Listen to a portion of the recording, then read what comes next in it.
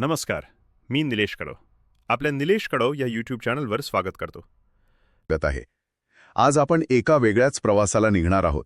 हा प्रवास फक्त नकाशावरच्या 2 ठिकाणांमधला नाहीये, तर महाराष्ट्राच्या भूगोलाचा, तिथल्या हवामानाचा आणि मानवी जीवनाचा एक आरपार छेद घेणारा प्रवास आहे.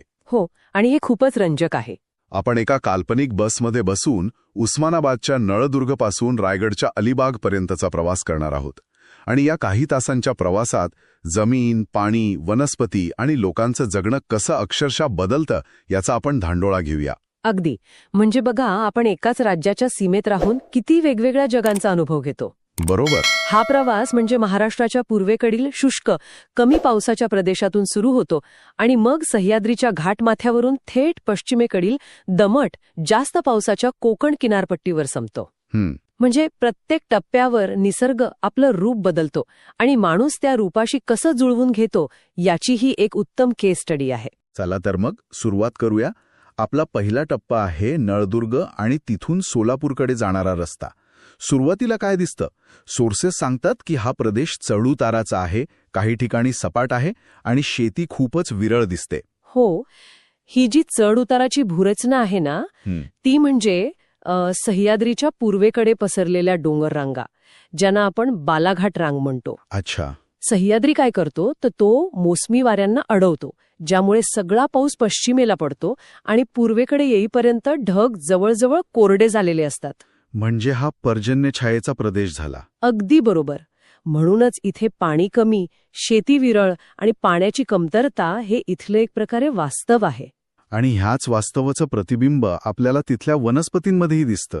म्हणजे इथली झाडं निष्पर्ण आहेत, सगळीकडे सुकलेलं गवत दिसतं. पण मला एक विचारायचंय, या वनस्पती फक्त कमी पाण्यामुळे अशा आहेत की त्यांची रचनाच कमी पाण्यात जगण्यासाठी झालेली असते? खूप चांगला मुद्दा आहे. या वनस्पतींनी निसर्गाशी जुळवून घेतला आहे. यांना आपण पानझडी किंवा काटेरी वनस्पती म्हणतो.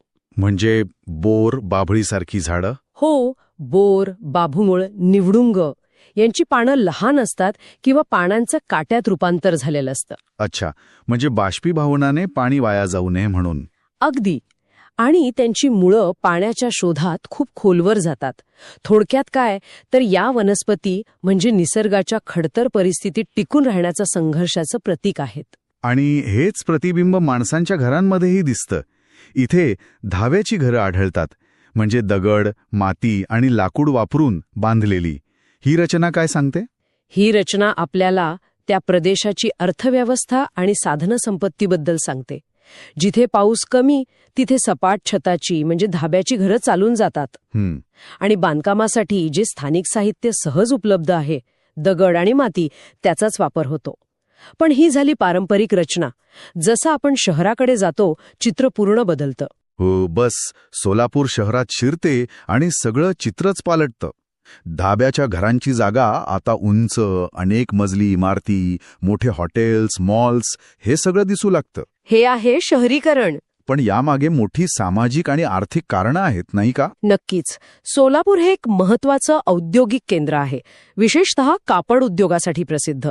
त्यामुळे रोजगारासाठी आसपासच्या ग्रामीण भागातून मोठ्या प्रमाणात लोक येतात. आणि मग वाढत्या लोकसंख्येसाठी जागेचा प्रभावी वापर करायला लागतो. बरोबर.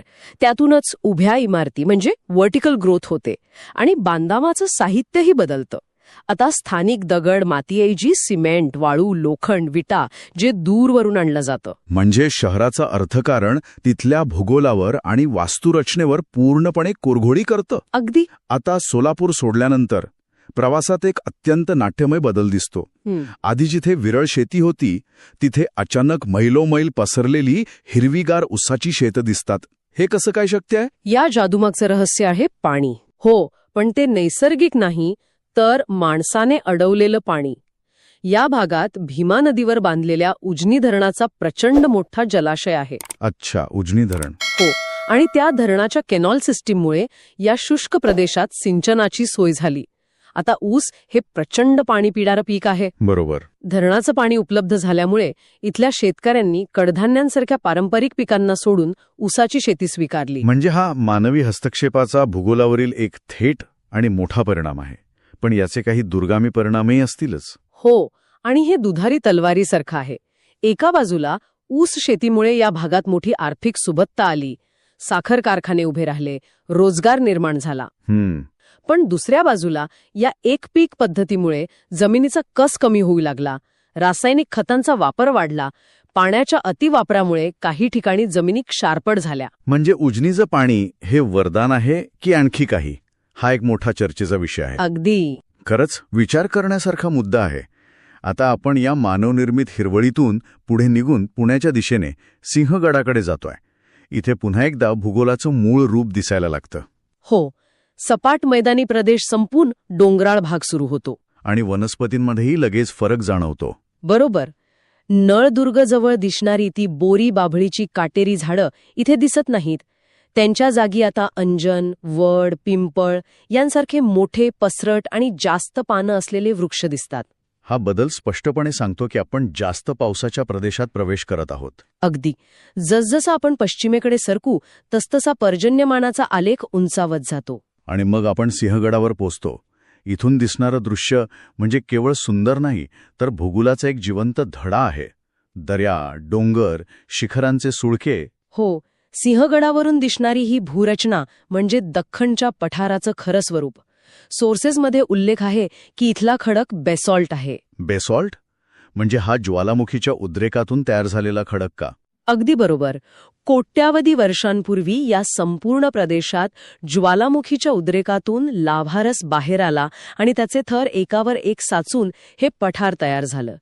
सिंहगडावर आपल्याला ते खडकांचे थर स्पष्ट दिसतात. आणि म्हणूनच इथली माती काळी आणि सुपीक असते. हो. इथे शेतीमध्येही पुन्हा एकदा बदल दिसतो. नळदुर्ग भागात कडधान्य, सोलापूरकडे ऊस आणि आता इथे सिंहगडाच्या पायथ्याशी भातशेती दिसते. हे चक्र कसं पूर्ण होतं? याचं कारण पुन्हा तेच पाणी आणि पर्जन्यमान.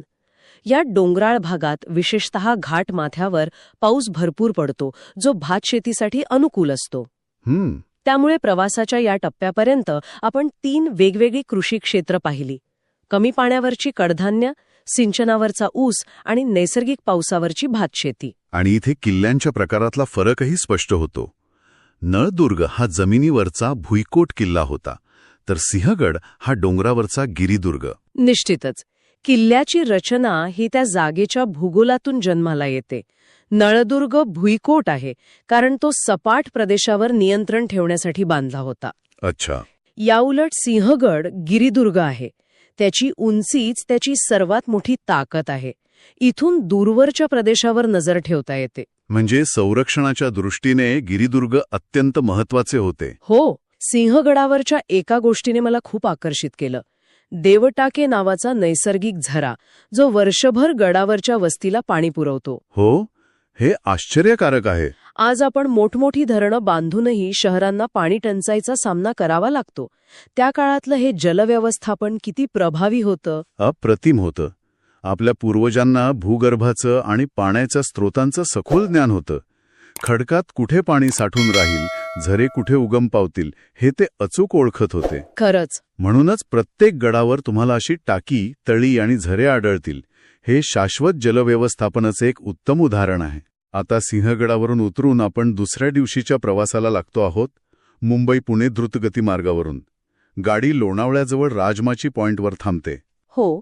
आणि हे ठिकाण म्हणजे पश्चिम घाट, म्हणजेच आपला सह्याद्री. इथून सह्याद्रीचं दुहेरी व्यक्तिमत्व स्पष्ट दिसतं. दुहेरी व्यक्तिमत्व म्हणजे पूर्वेकडे जिथून आपण आलो त्या बाजूला पठाराचा मंद उतार आहे, तर पश्चिमेकडे कोकणाच्या दिशेने एक अत्यंत तीव्र उतार किंवा कडा आहे. हा सह्याद्री पर्वत म्हणजे महाराष्ट्राच्या हवामानाला नियंत्रित करणारी एक प्रचंड मोठी भिंत आहे. आणि ही भिंत ओलांडून गाडी बोरघाट उतरू लागते आणि आपण कोकणात प्रवेश करतो.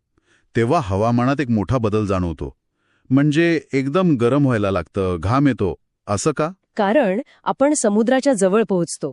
अच्छा. समुद्राच्या पाण्याचं बाष्पीभवन सतत होत असतं. त्यामुळे किनारी भागातील हवेत आर्द्रता म्हणजे ह्युमिडिटी खूप जास्त असते. हवा दमट होते. की मोठी रुंद पानं असलेली झाडं दिसायला लागतात. अगदी. इथे पाऊस प्रचंड पडतो आणि हवा दमट असते, जे वनस्पतींच्या वाढीसाठी अत्यंत पोषक आहे. त्यामुळे इथे सदाहरित किंवा निम्न सदाहरित जंगलं आढळतात. आणि याच दमट हवेमुळे कोकणातल्या घरांची रचनाही वेगळी असते. पावसापासून संरक्षण करण्यासाठी उतरती छप्र, हवा खेळती राहावी म्हणून मोठी अंगणं. खरं आहे. हवामानाचा थेट परिणाम आपल्या संस्कृतीवर आणि राहणीमानावर होतो. बरोबर. अखेर आपला प्रवास शेवटच्या टप्प्यात येतो.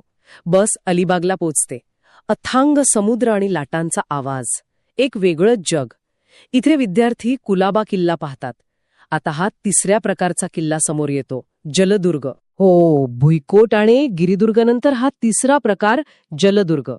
हा किल्ला समुद्रात लाटांच्या तडाख्याने तयार झालेल्या सपाट खडकावर बांधला आहे, ज्याला तरंग घर्षित मंच म्हणतात. याचं सामरिक महत्त्व नक्कीच वेगळं असणार. हो, याचं मुख्य काम सागरी किनाऱ्याचं रक्षण करणं, परकीय आरमारांवर नजर ठेवणं आणि सागरी व्यापारावर नियंत्रण ठेवणं हे होतं. आणि या किल्ल्यावर जायचं असेल तर भरती ओटीच्या वेळा पाळाव्या लागतात, हे एक वैशिष्ट्यच आहे. अगदी. आणि इथल्या व्यवसायांबद्दल काय? मासेमारी आणि शेती हे दोन्ही मुख्य व्यवसाय आहेत असं सोर्सेस सांगतात. बरोबर. दोन्ही प्राथमिक व्यवसाय आहेत, पण त्यांची स्वरूपं वेगळी आहेत. मासेमारी थेट समुद्राशी निगडीत आहे, तर शेती ही बागायती शेती आहे. बागायती शेती म्हणजे किनाऱ्यालगतच्या वाड्यांमध्ये नारळ, सुपारी, फणस, केळी आणि मसाल्याच्या पदार्थांची लागवड केली जाते. ही पठारावरच्या शेतीपेक्षा खूप वेगळी आहे. आणि आता या सगळ्यात भर पडली आहे पर्यटन या व्यवसायाची, जो आता कोकणच्या अर्थव्यवस्थेचा एक महत्वाचा आधारस्तंभ बनला आहे. तर असा हा नळदुर्गच्या शुष्क पठारापासून ते अलिबागच्या दमट किनाऱ्यापर्यंतचा प्रवास. आपण पाहिलं की काही किलोमीटरच्या अंतरावर भूरचना, पर्जन्यमान आणि पाणी यानुसार वनस्पती, पिकं, घरांची रचना आणि लोकांचे व्यवसाय किती आमूलाग्र बदलत जातात. नक्कीच. या एकाच प्रवासातून भूगोलाची अनेक तत्व प्रत्यक्ष अनुभवायला मिळाली. हो ना. कडधान्यांपासून उसापर्यंत आणि उसापासून भातापर्यंतचा पिकांमधील बदल, भुईकोट किल्ल्यापासून गिरिदुर्ग आणि जलदुर्गापर्यंतचा सामरिक विचारांचा प्रवास, हे सर्व निसर्ग आणि मानवी जीवन यांच्यातील अतूट नातं दाखवून देतं. खरंच. सोर्सेसमध्ये एका ठिकाणी देवराई या संकल्पनेचा उल्लेख येतो, म्हणजे देवाच्या नावाने राखून ठेवलेलं एक पवित्र जंगल, जिथे कोणीही झाडं तोडत नाही. ही संरक्षणाची एक पारंपरिक पद्धत होती. यावरून एक विचार मनात येतो. आपण या प्रवासात पाहिलं की उजनी धरणासारखा विकास होतो, कोकणात पर्यटनासारखा विकास होतो आणि तो गरजेचाही आहे. पण मग आजच्या काळात जिथे विकास इतक्या वेगाने होत आहे, तिथे या देवराईंसारखी कोणती आधुनिक संकल्पना असू शकते? हा विचार करण्यासारखा प्रश्न आहे. हो, म्हणजे या प्रवासात पाहिलेले किल्ले, नैसर्गिक वारसा आणि पर्यावरणाचा समतोल जपताना आपण विकासाचा मार्ग कसा काढू शकतो, यावर आपण सगळ्यांनी विचार करायला हवा. व्हिडिओ आवडल्यास आपल्या निलेश कडो या चॅनलला लाईक आणि सबस्क्राईब करायला विसरू नका.